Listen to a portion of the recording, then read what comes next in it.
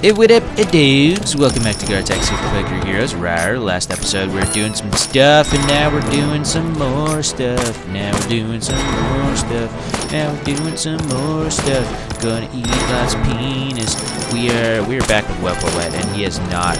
We have not slowed down one bit since until this point.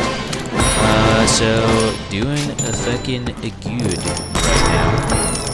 Having a lot of swabs. Smacking lots of flogs, snarping lots of dukes, and the like, of course. So yeah, dude, we've been doing really good. So the trick now, it's a weird thing that's gonna happen now. I don't know what's gonna happen. I don't know how this works, but let's say Wet gets up to level 1500.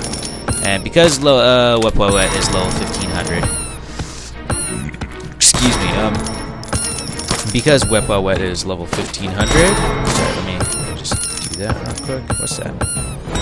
Right? Oh, I need to be level 100 to do that, my fault.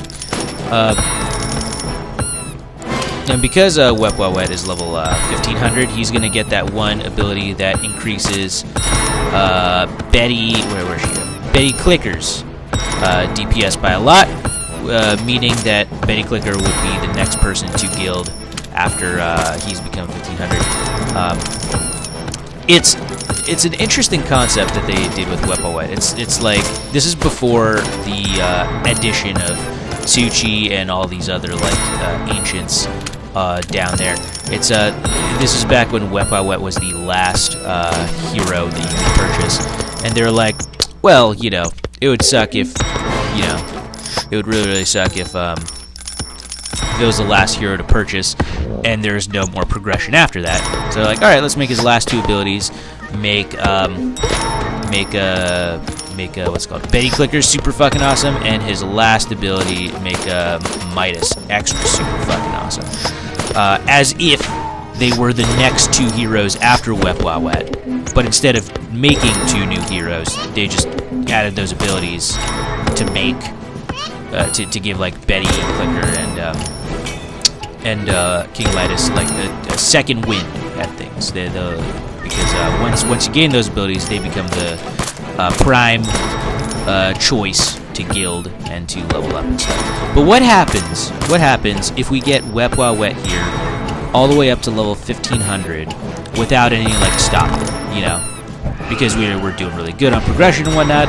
If we get him to level 1500 without stopping, that means we're ready to guild the next hero. Like at the beginning of the ascension, obviously. Does that mean that we guild Betty Clicker? Because that's really weird to me. What, like, how would you, like, at the start of an ascension, I'm saying. And this is not even like thinking ahead to like King Midas. This is just starting off with like Betty Clicker. Let's just say we do what we say and it's Betty Clicker. What happens at the start of an ascension? Because we have Betty Clicker like able to we've gotten all the way up to like Midas on our first like you know, the clickables that give you rubies, the ruby clickables, they give you a ton of money as well. And at the beginning of an ascension, it like starts you off on the right track to purchase some dudes, especially when you're in idle mode. So what happens when we click that, get a ton of money, and we buy a bunch of levels for Betty Clicker, who is gilded, because Wet does not need to be gilded, because we skip past his levels, basically. Do we continue just leveling Betty Clicker at that point? Because at that point I would imagine we'd have like a ton of guilds. Right now we have 402 guilds. Maybe we'll boost that up a little bit more to like 422. Let's call it like some beans. What they are, some beans. I don't know what I just said, but let's say we have like 420 guilds, 420 blaze it. There you go, and all of those are on Betty Clicker, you know, because Wet we like speeded past them, does not need to be gilded. Just go ahead and straight up guild Betty Clicker to skip the main. Since we have access to Betty Clicker early, Does that mean we just level up Betty Clicker? Does that mean she's always doing the most DPS because she's got 400 and some guilds on her? Or does it not work like that? Would we still want to like level up all these dudes over here progressively because Betty Clicker just wouldn't match up to their DPS until we get Wet's ability, Way of the Chef, to increase her DPS battle? Is that the way to do it? Like, I don't know, man. I'm gonna have to like theory craft and like experiment day of when we do that. Which, you know, once again, is just probably another like 3-4 days away from here because, you know, I only record like 4 episodes at a time. Which is probably going to be super grueling. Full disclosure, I recorded the first half of these videos. Episode, what was it, 288, and this one's 289. That one was 289 part 1, this one's 289 part 2. But those first 2 episodes I recorded 3.5 hours ago. So I've been waiting 3.5 hours for us to get Wet. Like, what? Oh, there you go. Well, 200 right there. Yeah, I've been waiting 3.5 hours for us to get Wet. I got shit to do today, man. I gotta do fucking laundry. I got shit to do, man. Like, this is starting to become ridiculous, okay? It's starting to become ridiculous to the point that we need fucking Iris. Please, Playsaurus, if you're listening, which I know you aren't. Bring back Iris, okay? Just severely, like, nerf it to the same point as Kumawakamaru was nerfed.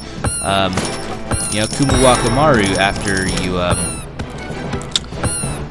after the Transcension update, you weren't able to get it all the way up to like, or everything all the way down to like 5 monsters per level. Because right now I can barely get it to like 8 or 7 monsters per level. It's barely at like 8, and every like once in a blue moon I see 7. So which definitely counts for a lot.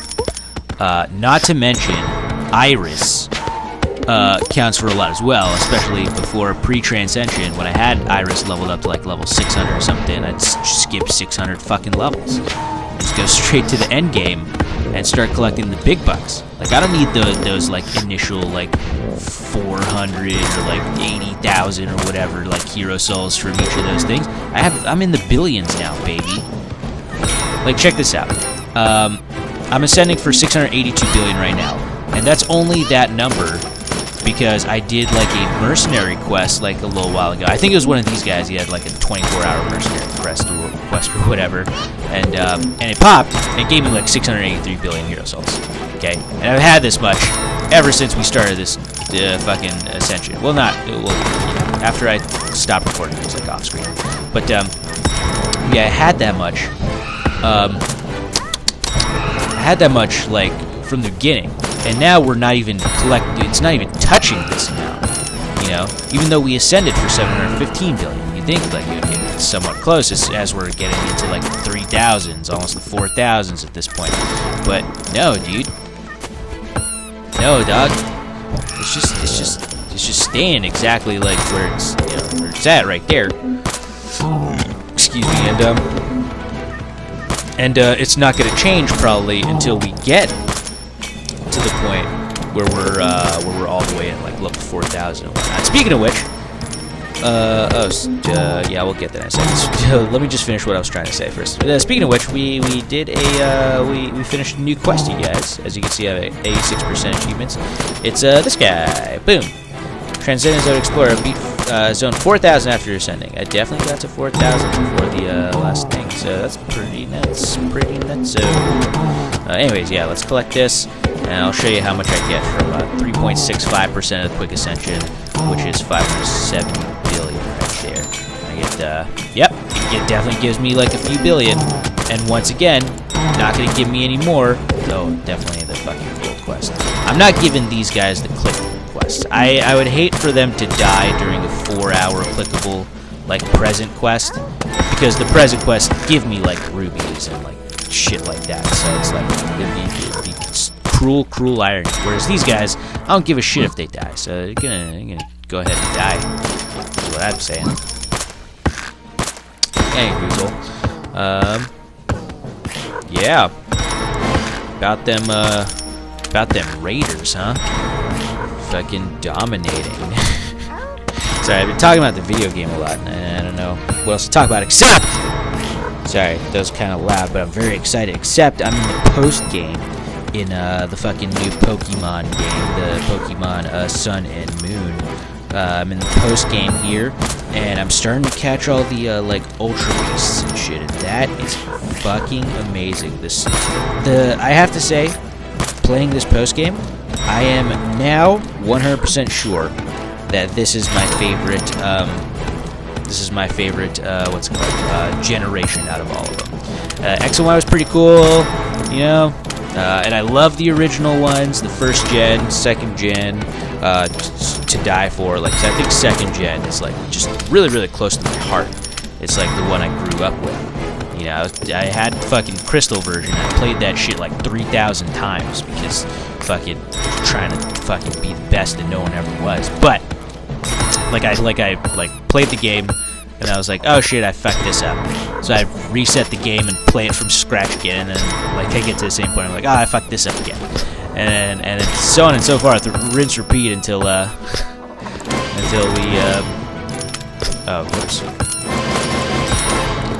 rinse repeat until I've played it like a million times, the Crystal version. So it's very near and dear to my heart, but at the same time, like, this is just like a very well-crafted game, the Sun and Moon series, and it's just like got a really nice story. I think that's what sells it to me. It's like the story is not only fucking nostalgic, and it's like pulls at your heartstrings, and it's like it keeps you invested, and it's like it's different, and it's interesting, and it's new, but also, and it's got like some real moments in it, but also it's got like some like new shit going on. That's like what, you know? I'm not describing it well. I'm sorry, but I assure you, the story, the gameplay, and the moments are like 100%. Oh, and they also like seamlessly incorporate like the mechanics into like into the gameplay without being too gamey, as I like to call it, where it's like it takes you out of the story. Whereas like certain mechanics, like you're like, oh, logically, what's going on here? Like, how does that happen? Oh, why can't I do this? And it's really funny because the game explains it to you, and they're like, and you're like, oh, okay, so they're making an effort to explain to you why these things that have never been explained before are happening, and I appreciate that. And it's very good storytelling. It's one of my favorite games in a story standpoint. And I've played Black and White. Black and White has some like, solid storyline stuff going on. But at the same time, this one is just on a whole like different level. It's got like a whole different meta going on too. You see, you know what I'm saying? It's nice. If you haven't played it yet, from all of my ranting and raving about how good of a game it is in past videos, I suggest you get it. Oh my god, that's just so interesting. I suggest you get it now that I have played through the game and am in the middle of playing the post game, and I'm just still fucking enthralled and like enjoying it even more so. There's also a nice little Easter egg of like characters that you know from past games. Excuse me. When you get into that post game, and it's not just the leaked ones, Red and Green, who are in the game, who have not met yet, but everyone knows that those are in there. But there's a secret one that you haven't figured out. And it's when you start the post game and catching all of the Ultra Beasts, as they call them. So definitely get on that because it's a really nice story. Good, cool story. And it seamlessly integrates with the current story, and makes it super fun and a different kind of feel to it. Anyways, that's enough of my rave review of Pokemon Sun and Moon right there. So like, subscribe, comment if you're enjoying the series thus far. I know I am. And I'll catch you guys in the next episode. We're gonna go ahead and level up Wet all the way up to level. What's the level? It's 1500. Right. And we'll catch you guys then to see what happens. All right. See you guys then tomorrow. See you then. Peace out.